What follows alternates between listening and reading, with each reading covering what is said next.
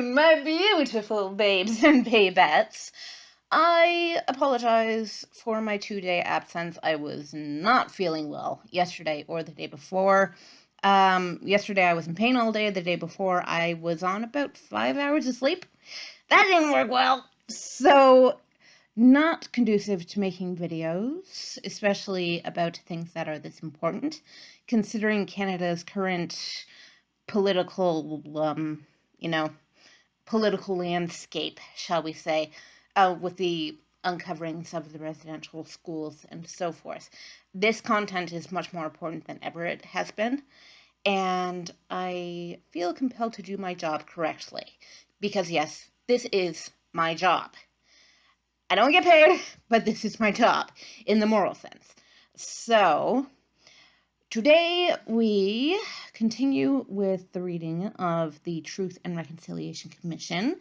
We are under the heading of reconciliation and the subheading of equity for Aboriginal peoples in the legal system. Just to take a step back for a sec, I want to emphasize the difference between equity versus equality. One of the analogies for this that I have been given, and I think I may have said this before in a past video, but one of the analogies is, okay, equality is two people standing at a 6-foot fence. One person is 5'1", the other person is 6'4", okay? The person who is 6'4" can see over the fence, but with equality, both of you are standing just in your shoes at that fence, okay? With equity, the person who is 5'1", me, is given a box or a ladder of some sort to stand on so that we can see over the fence as well. So that's an analogy for what we have in mind here. So equity is people being brought to the same level, in the legal sense, in the social sense, through social activity and through affirmative action, things like that. And also through changes to the legal landscape, which we're probably going to have to see in Canada in the coming months and years, considering what's going on with the residential schools. And, I mean, if anything calls to action, that certainly does. Oh my God, does it ever? All right, so last time on the TRC, we left off at call to action number 51 through 55. Hi, I can count. So that will be today. All right, maximizing document. Boop, boop. All right, call to action number 51. We call upon the Government of Canada as an obligation to its fiduciary responsibility to develop a policy of transparency by publishing legal opinions it develops and upon which it acts or intends to act in regard to the scope and extent of Aboriginal and treaty rights. All right. I have said this before, I would like to emphasize it again. Treaties do not change. And I learned that phrase from, who here has heard of Buffy Sainte-Marie?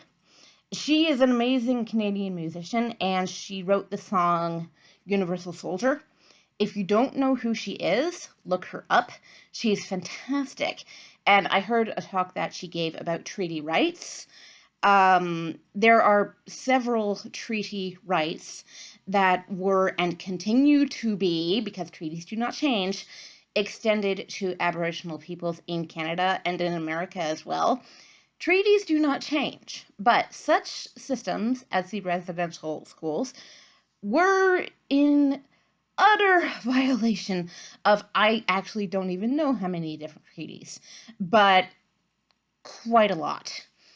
Land sovereignty, self-determination, self-government, the right to one's own language and spirituality. I could go on, those are only 4. But if you know anything about the residential school system, you will know that these things were taken from the people, not only intentionally, but systemically. And that's the problem that I have here, that it was permitted not just permitted but encouraged by the overarching systems in Canada and in America of both the government and mainly, not exclusively, but mainly the Catholic Church, which is among the largest institutions in Canada. I'm not entirely sure about America. I think there are a pretty significant number of Catholics down there, but we're getting ahead of ourselves because I don't know that much about the US. All right. Call to action number 52 as I scroll. All right. We call upon the Government of Canada, provincial and territorial governments, and the courts to adopt the following legal principles. 1. Aboriginal title claims are accepted once the Aboriginal claimant has established occupation over a particular territory at a particular point in time. 2. Once Aboriginal title has been established, the burden of proving any limitation on any rights arising from the existence of that title shifts to the party asserting such a limitation. All right. Hang on. Where's my camera? There's my camera. As far as I understand it, and if you understand this better than I do, and probably a lot of people do, let me know. But as far as I understand this, in terms of land claims, there is land that has historically been allotted to Aboriginal peoples in Canada, namely the reserves, which are kind of crummy. And by kind of crummy, I mean Oneida Nation, which is near to where I live.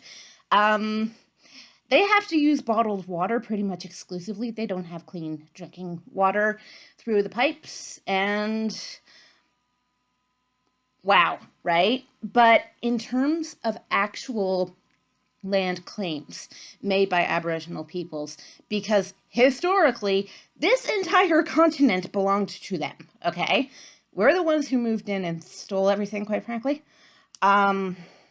So when Aboriginal peoples make land claims, it is under treaty that these claims have to be honored and that any colonizer, any settler, so I mean specifically white people, but also generally non-Indigenous people, any colonizer or settler who wants to try to limit those rights, we are the ones who are basically, you know, that whole concept of burden of proof?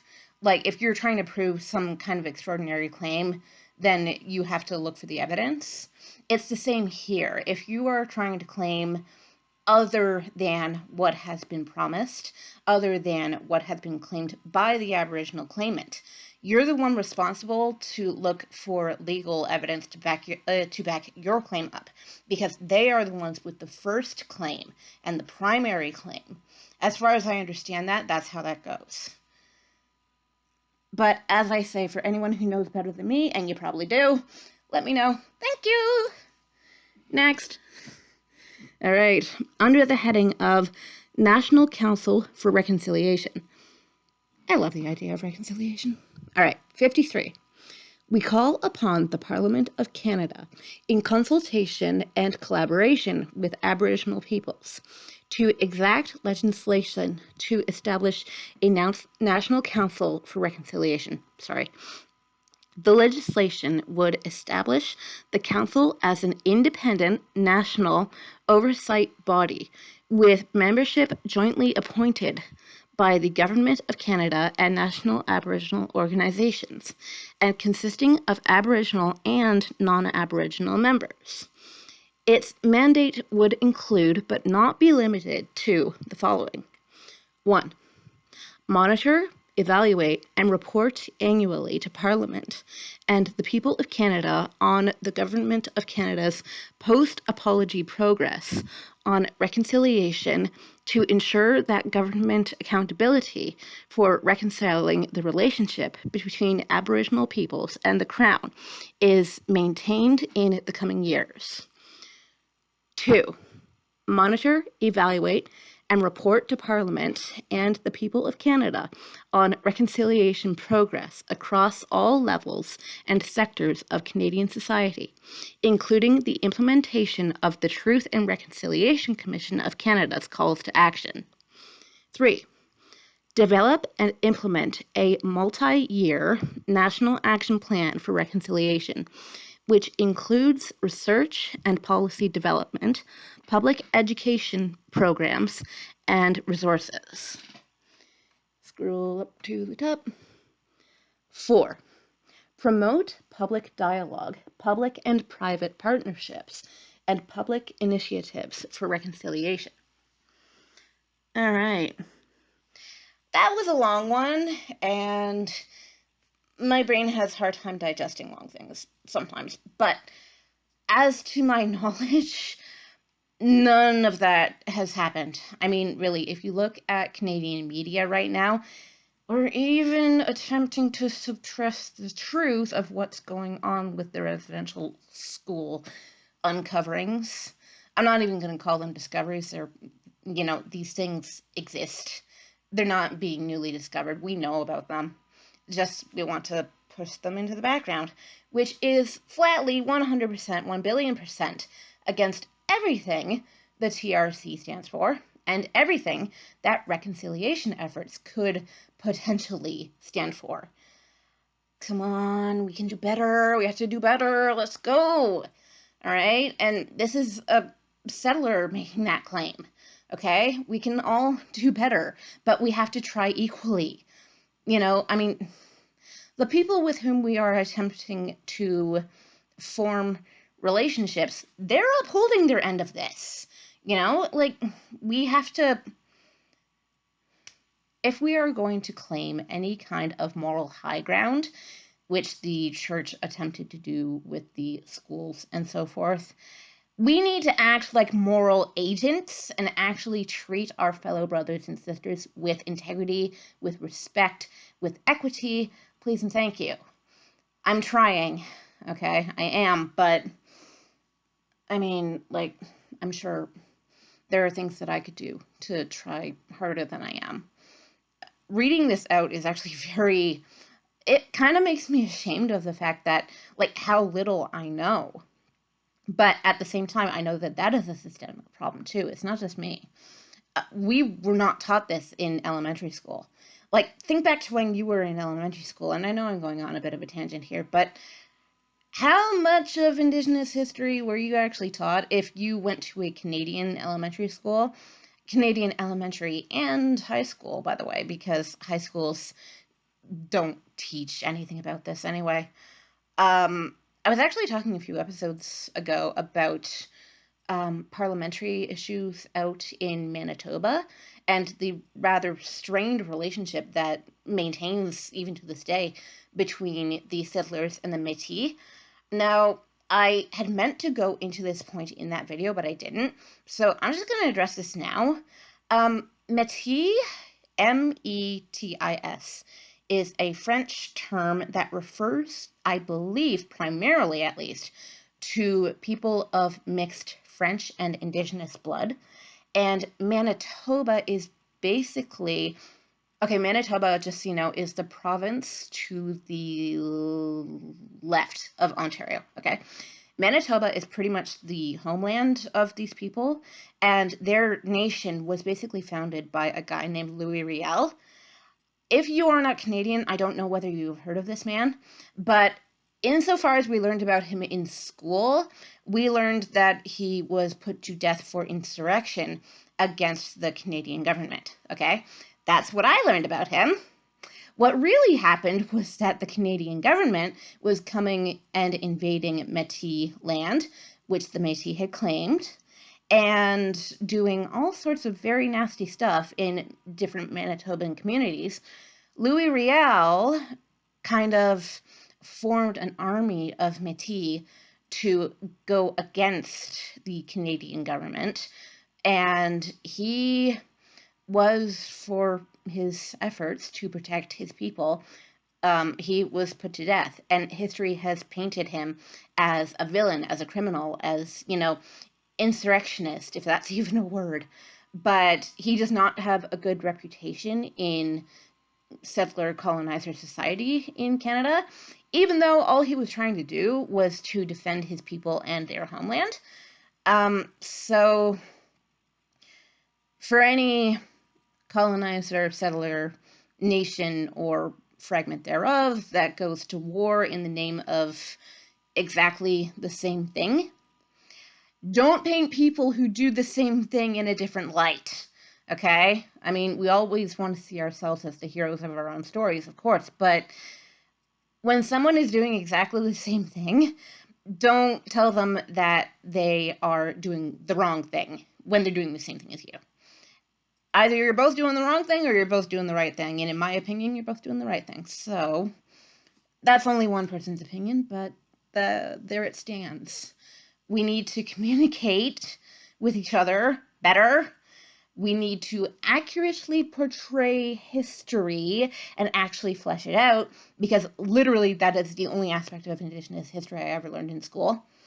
And the better we understand one another's histories and how they have intertwined and affected one another, the better we can get along. Okay? Knowledge of history is extremely important. It's very important not to carry forward the bad feelings. If you were the aggressor, if you were the aggressee, I don't blame you. Okay? But in order to move forward, we have to stop going backward and, sticking to the old regimes and the old ways of life that said, we are superior, they are inferior, and all that nonsense. You guys know that I don't hold well with that. That was a very long tangent, and we need to get back to the show. Oh my god. Oh, my lovely advisor, who is lovely. She's kind of iffy about my tangents, but there they stand. Oh my god. Okay. Number 54.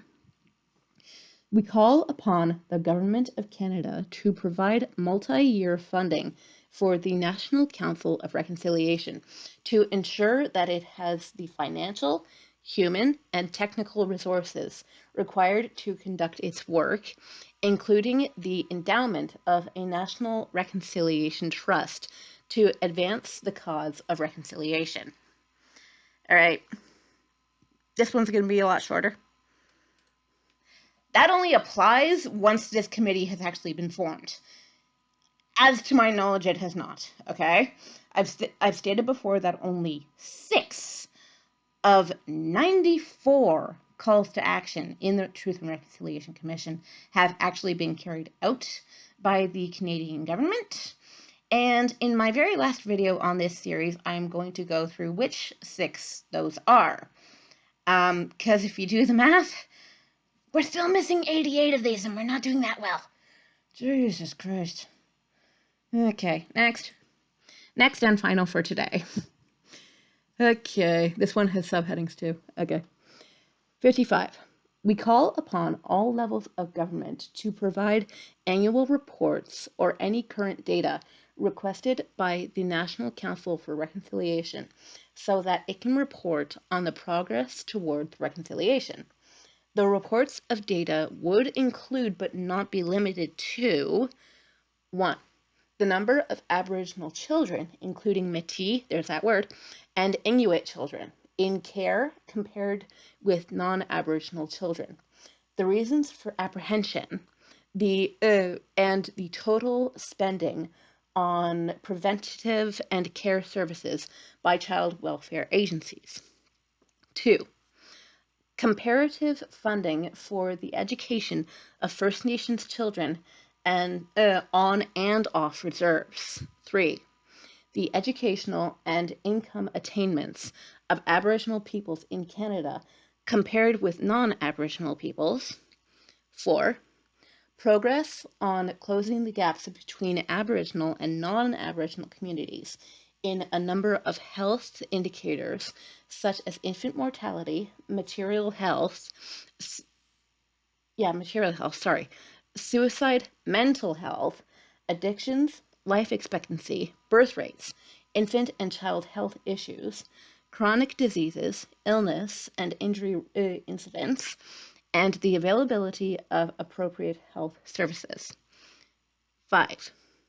Progress on eliminating the overrepresentation of Aboriginal children in youth custody over the next decade.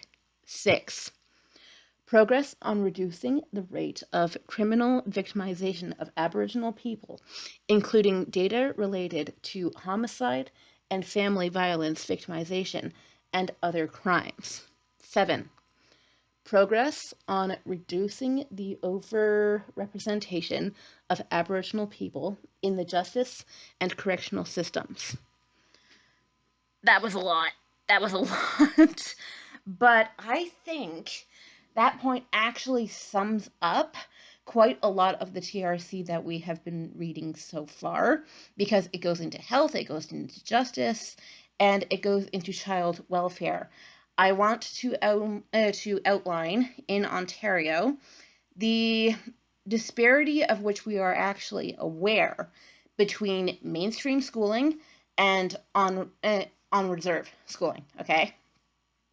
So here in southwestern Ontario, which is where I live, I'm on the traditional territory of the Anishinaabe and of the Attawandaran peoples, as well as several others. I'm sorry, I can't remember their names. Oh my god, that's bad. But all right, that's where I am. Now, if you go north in Ontario, pretty much as far as you can go, you get up to a reserve called the Attawapiskat. All right, this place for high school children, the high school children there are at roughly a 5th grade reading level.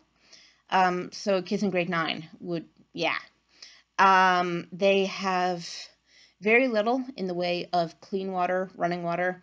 Their housing is appalling. I have seen this, at least in a documentary. I don't know how accurate these things are, but we watched the documentary in school anyway, so that's a step in the right direction. I think that might have been university when I watched that, but yeah, just the conditions in these places can be very, very bad. And as I say, Oneida Nation, which is much closer to me, therefore much closer, by the way, to the American border. So centers of society would be closer to my part of the country than Attawapiskat, but even at Oneida Nation, they don't have clean running water. What the hey are we doing? And we're talking about putting oil pipelines into reserves and unceded territories? Are you kidding me? No. They need clean running water pipelines. What are we doing? Like, where are the priorities here? Rant within rant, I know. But come on. Water is more precious than oil. I'm sorry, it is. Because you can't drink oil. You have to drink water. So when it comes to the disparity between, quite frankly, my wealth versus their wealth, there's a lot to be done. And there's a lot that we have not done. And I don't know whether I see any sign of the government getting involved in actually doing this. Because the problem is they keep throwing money at the issue, but not resources. People need resources, not necessarily money, okay? The two are not necessarily inseparable either, but resources before money, education before money, and I know that you need money to do both of those things, to provide resources and to provide education, but that should be the mainstream Canadian dollar going into developing these things, rather than just giving money to people who may not use it correctly, such as the Canadian government, and actually put it into programs to develop the sorts of resources that people need. Everybody needs clean drinking water, and in this society, everybody both deserves and needs an education. You can't get a job without an education, okay? You can't. So you might take the stereotypical view of, oh, look how poor and lazy they are, which is stupid, because this is a self-fulfilling prophecy. They are not given the resources that they need in order to prosper, therefore they do not prosper, therefore they are not able to prosper because they don't have the resources they need to prosper. And you see that the snake eats its own tail in this process. Okay, so, oh my god, I'm sorry about the rants, kind of, but I think they're warranted. So yeah, that is pretty much what I had to say for today. I am sorry, as I say, about the lack of videos for the past 2 days. Was not feeling well and thought I should probably be at my intellectual best to do work like this, especially considering Canada's political climate at the moment, like I say. But that's my last video for the week as well, because I take weekends off. So I will see you all on Monday for the next 5 calls to action, numbers 56 through 60. And, by the way, we're going up to and including number 94, plus the extra video about the 6 that have been implemented. But after that, I would also like to talk about the United Nations Declaration on the Rights of Indigenous Peoples, which is going to be really, really fun because I've read it like twice now and I need to read it again because it's pretty and it makes me happy. And it speaks to the idealist in me, which is very, very lovely. This does too, but this also pisses me off because of how little has actually been done about this. So that will be fun for the whole family once we get there. But the TRC comes first. All right, so thank you for your lovely attention and participation and for listening to me bitch, and I will see you all on Monday. Mwah!